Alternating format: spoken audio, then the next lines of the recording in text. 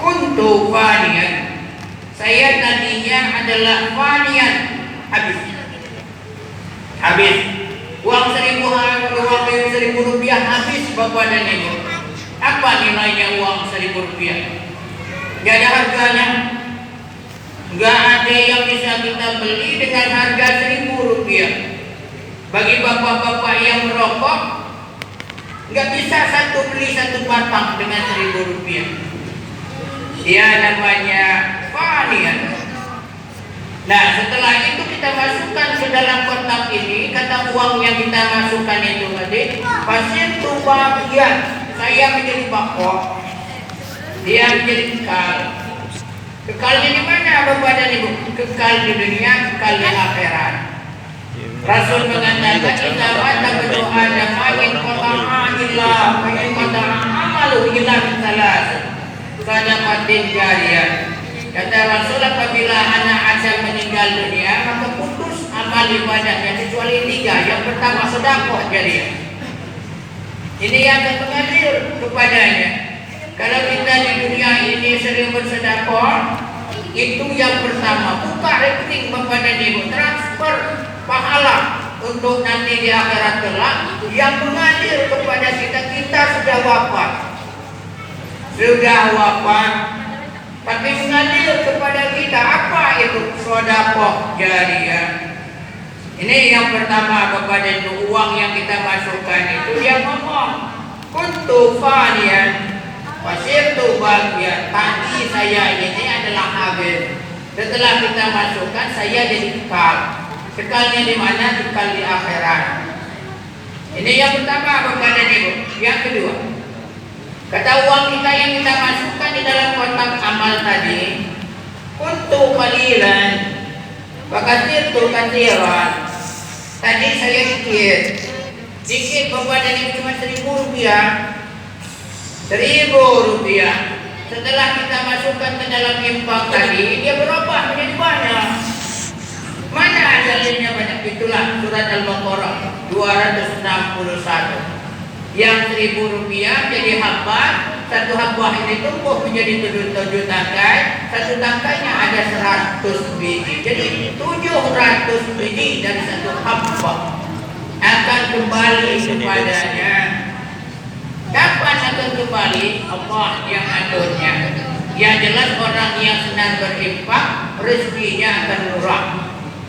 Di zaman Nabi Musa alaihissalam, bapak dan ibu sedikit, ada seorang yang miskin. Istrinya berkata kepada suaminya, wahai suamiku, kau tahu kan Musa adalah Rasulullah. Kau minta doa kepada Musa supaya kita didoakan menjadi orang kaya. Ya juga, kata suaminya. Akhirnya dia minta doa kepada Nabi Musa. Setelah itu Nabi Musa berdoa kepada Allah. Apa kata Allah? Musa, sampaikan kepada pasangan suami istri ini, saya akan berikan kepada dia rezeki yang berlimpah-limpah. Tapi rezeki yang berlimpah-limpah ini saya akan berikan kepadanya cuma 1 tahun. Setelah 1 tahun itu nanti dia akan menjadi miskin lagi. Besok harinya begitu sampaikan kepada suami istri ini, besok paginya bapak dan ibu betul rezekinya berlimpah. Besoknya lagi berlimpah sehingga dia menjadi kaya di zamannya Nabi Musa alaihissalam. Kata istrinya kepada suaminya, wahai suami, kita menjadi orang kaya ini cuma 1 tahun. Setelah itu kita akan jadi miskin. Caranya ada suamiku. Uang yang banyak ini tadi kita infakkan kepada orang yang miskin, anak yatim piatu. Pembangunan ini digunakan oleh orang banyak, uang yang banyak ini. Uang yang banyak berlipat-lipat. Akhirnya begitulah sibuk mereka berdua ini untuk menolak, yakni uang ini tadi diberikan kepada orang lain. Sampailah 1 tahun. Setelah sampai 1 tahun, mereka berdua tidak miskin. Enggak miskin. Akhirnya Nabi Musa bertanya-tanya, kenapa mereka berdua ini masih kaya aja?